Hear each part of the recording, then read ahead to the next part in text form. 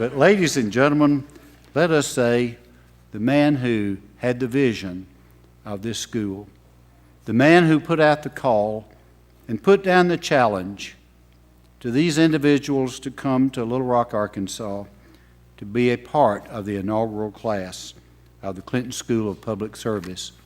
It is my great honor to introduce the 42nd President of the United States, William Jefferson Clinton. President Clinton.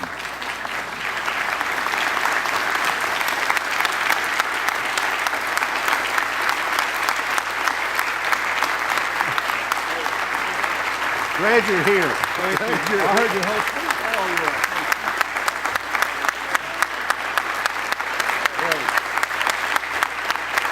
yeah. Thank you very much. Thank you.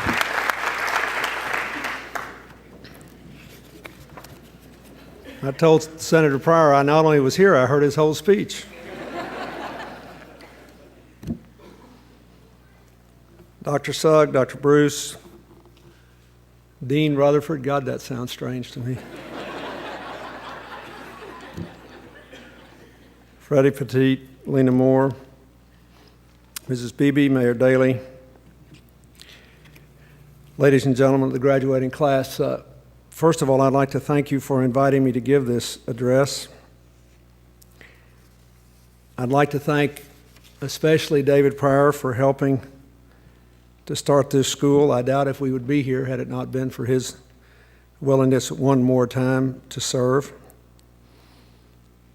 I thank Skip Rutherford and Tom Bruce and President Sugg for taking what was just an idea that we could actually build an institution around the concept of public service and bringing it to fruition. I'm grateful to the faculty and staff of the school, the University of Arkansas, and the Presidential Center. This may be the first graduation ceremony in history where the commencement speaker is as excited as the graduates, who are the first in the nation to hold a degree called Master in Public Service. When I left the White House, I wanted to do a number of things. I wanted to build this library. I hoped it would win an International Environmental Award. I wanted it to be accessible to people so they could come and see that there are consequences to the ideas and policies that public officials pursue. But I especially wanted to establish this school to inspire more young people to pursue careers in public service and to give them the tools to do it better. Because I believe it is a noble calling, because I believe that doing it well makes a world of difference, as we see in the United States and around the world when it is not done well. And because I believe that dedication to the common good is critical to meeting the challenges of the interdependent world in which the graduates will live and raise their children. One in which we have to have a security policy, to be sure, but in which, because we are interdependent, we cannot possibly ever kill, jail, or occupy all of our adversaries. So we have to build a world with more partners and fewer adversaries. And we have to be constantly searching for American renewal. And finally, we have to be building communities in which we revere our differences, but we believe our common humanity matters more. The graduates go out into a world that is infinitely different than the one I entered as a college graduate nearly 40 years ago, or as a law school graduate just a few years later. Since the fall of the Berlin Wall in 1989, not even 20 years ago yet, we have seen an explosion of democracies around the world. For the first time in history, more than half the people live in governments they voted in. We have seen an explosion in information technology that has changed everything and brought us closer together. For many years, I have a cousin in North Arkansas who played chess with a guy in Australia once a week on the internet. They took turns deciding who had to stay up all night. And finally, in exhaustion from sleep deprivation, they gave it up. But the point is, we're all connected in ways that make all kinds of things possible. Mostly good, but not all. The 9/11 terrorists used information technology and open borders and easy travel and easy access to information to learn how to fly planes they didn't take off or land and turn them into giant chemical weapons. There are sophisticated technologies being used in basic ways to kill lots of people in Iraq and Afghanistan today. But there are also computers that are enabling us to get information to children in poor areas who would not have other ways of learning. There are technologies which have made it possible for us to keep untold numbers of people alive in the developing world who would otherwise not live. On World AIDS Day, I was in India and was able to announce that we're now going to be able to treat children who have AIDS for $60 a year, about 16 cents a day. When I started 3 years ago, the price was $600, then we got it down to $190, and now it's $60, all because of developments in modern production technology and distribution technology. And because in an interdependent world, people believe that they are responsible for their neighbors half a world away. And so the French imposed a little airline tax and raised money, and 19 other countries helped them, and there we had the money to keep these kids alive. We're all being pulled closer together in ways that are positive and negative. The third thing that's happened is that you can engage in public service without being on the public payroll more than ever before because of the rise of non-governmental organizations like my foundation and millions upon millions of others around the world. When I became president in 1993, there were no non-governmental organizations in Russia. Today there are 63,000, so many that President Putin's trying to put the clamps on them. I wish he wouldn't do that, but it's a high-class problem compared to having no NGOs. There are 250,000 registered in China. There were none when I became president. There are almost certainly twice that many that are unregistered. There are probably 1 million non-governmental organizations operating in India. And there are many here. One of the finest in the world is our next-door neighbor, the Heifer Foundation. The Gates Foundation, as all of you know, is filthy rich. It has $30 billion plus, and Warren Buffett's about to make it twice as rich. But there are many you don't know about where people have almost no money and depend upon others to help them. But with a little money, they can make all the difference in the lives of large numbers of people. So there are more opportunities for public service than ever before. Because all the graduates here want to make a difference, you should feel good about the fact that the trends of the last 20 years have given you much more power to do so, whether you are in or out of government. I think it's important to point out that the lives that you lived before you came here embodied the power of public service. Some of you came to this school as former members of the Peace Corps, AmeriCorps, Teach for America. All of you have participated in service projects here, many of you in the wake of Hurricane Katrina, something I especially appreciate. For some reason, all of you are driven by the desire to change the way things are in your neighborhood or around the world.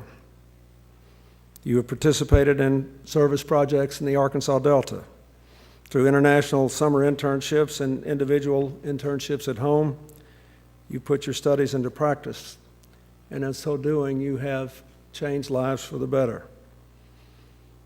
That's what this school is all about, helping to give people the tools to improve lives and strengthen the bonds of humanity across different cultures, countries, and communities. I have been in politics in one way or the other for about 40 years now. It was 40 years ago that I first met young David Pryor and Barbara when they were running for Congress. And I was working in a governor's campaign 40 years ago. And the memory of seeing him get out of a car in South Arkansas is as vivid to me now as it was a month after it happened. I have loved every single year. About the only thing I can tell about aging is that I don't remember what year certain things occurred in. I have the clearest memory in the world of things that happened to me, but I think they happened 3 years before or after they in fact did. Otherwise, I'm doing pretty well. For those 40 years, I have seen America make great progress and been through great upheavals. And always, most of us on this platform and our friends, we were fighting against a certain kind of politics, a politics that sought to divide us, to distract us from the real issues that people in public life can affect, that sought to gain power by demonizing opponents and denigrating them and making them seem somehow less worthy.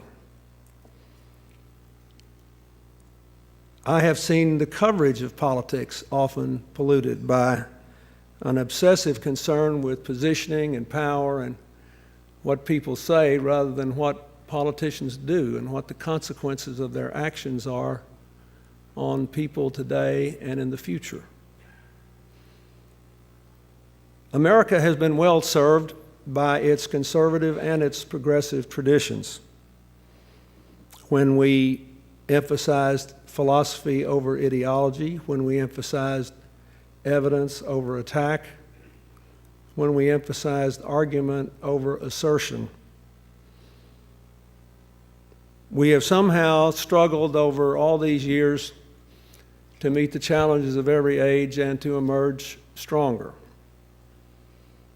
You leave this place to find some way to serve the public at a time when it appears that we are recovering our bearings and getting back to the idea that whether we're conservative or liberal, Republican or Democrat, it really does matter what the facts are. It really does matter what policies will do in the lives of ordinary people.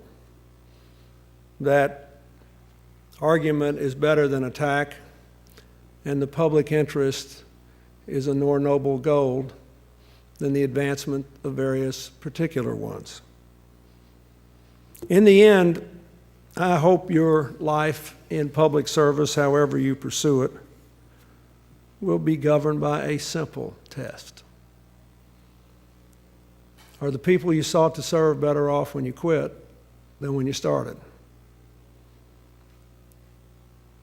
You can read many books about contemporary politics and many people's musings, and relatively rarely will you see that simple test articulated or applied. But take it from me, 40 years pass in the blink of an eye, and after 40 years, that's how you'll judge yourself. You will want to know not that you made all the difference, because you'll make mistakes. You'll fail. There'll be circumstances that you'll be in that you just simply can't control.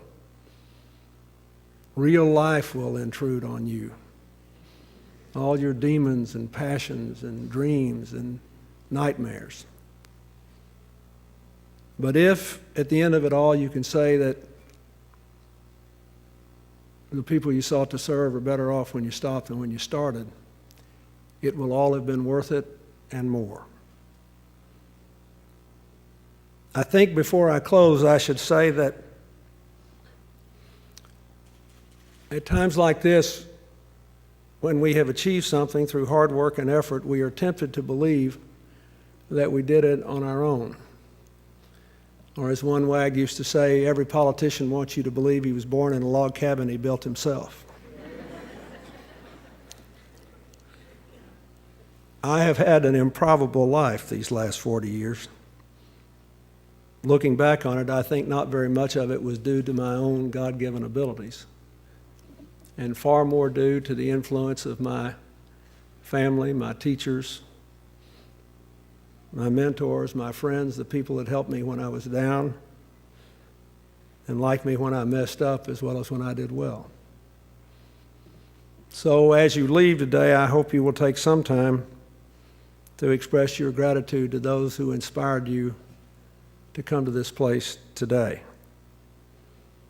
You leave here with a degree that so far is unique, with an experience that I hope has been enriching, and therefore with an enormous, enormous opportunity, and with it a great responsibility to help to prove that together we can meet any challenge, and that while our differences are interesting and make life far more fascinating than it otherwise would be, our common humanity matters more.